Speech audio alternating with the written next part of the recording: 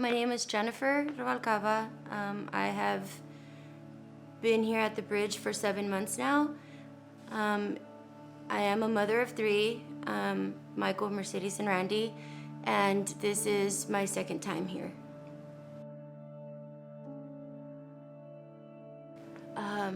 Being a mom, if you would have asked me even 2 years ago anything regarding being a mother, I would have honestly told you that my children were better off without me, and I truly felt that way. I wasn't available for them. I was either too busy or, quite frankly, too high to be there for them when they needed me, and I was just so guilt-ridden and filled with shame that I drugged them due to my poor choices and my lifestyle, and I drugged them through, I in a sense, I robbed them of their childhood because I drugged them through my addiction. But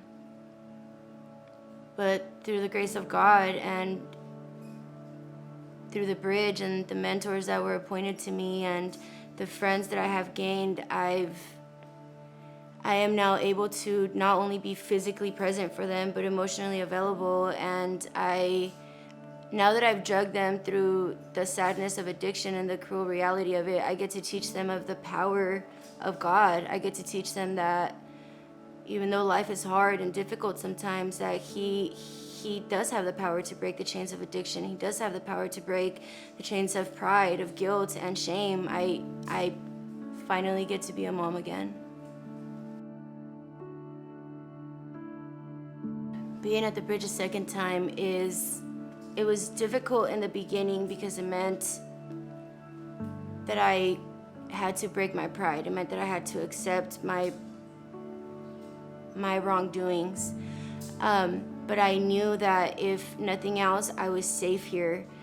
Life on life's terms is difficult, and when you add, the struggle is very real. When you add, addiction, and you add the streets and you add gangs to it, it makes it a cold, lonely, dangerous world out there. And I knew from my first time here that this is a place where I could be safe, that this is a place where I can work on myself, that this is a place where I could begin to reconcile broken relationships. I knew that I was safe. I knew that the people here truly love you and care about you.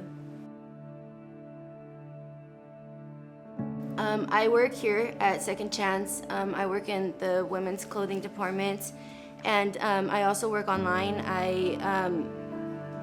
I post books, and we fill and we ship orders, and I've been doing that now for 3 months. This time, my second time around at the Bridge, I've got to say, it's humility. When I came here the first time, I don't think that I knew the difference between humility and humiliation. I quite frankly correlated them together. I didn't know how to not be proud or how to accept constructive criticism. Thinking back now, I was here just checking the boxes. I was doing the things that look good exteriorly, like on the outside, hoping that my heart would change in the process, but I've realized that works alone don't change your heart. I chose to come back a second time, not to prove anybody wrong this time, not because probation decided to put me here, but I chose to come back because I knew that I was safe here. Life on life's terms is already really difficult, and when you add addiction and drugs and the streets into it, it makes it a lonely, miserable, and dangerous world out there. And I knew that if nothing else, I was safe here, and I knew that if I came in with a humble spirit and willing to accept correction and willing to submit under the authority of the Lord, whatever that may look like, that the change of heart that I was seeking would take place.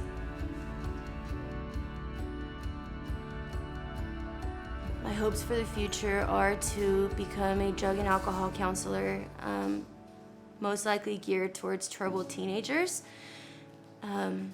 They're our future, you know, and I want to be able to help just remind them that, you know, they're not alone. Often the world is lonely and it's sad, and I know that as a teenager I felt alone, so I just want to be able to come alongside of those that are feeling broken and lost and hopeless, and just remind them that they're not alone and that life is difficult, but that there is a way.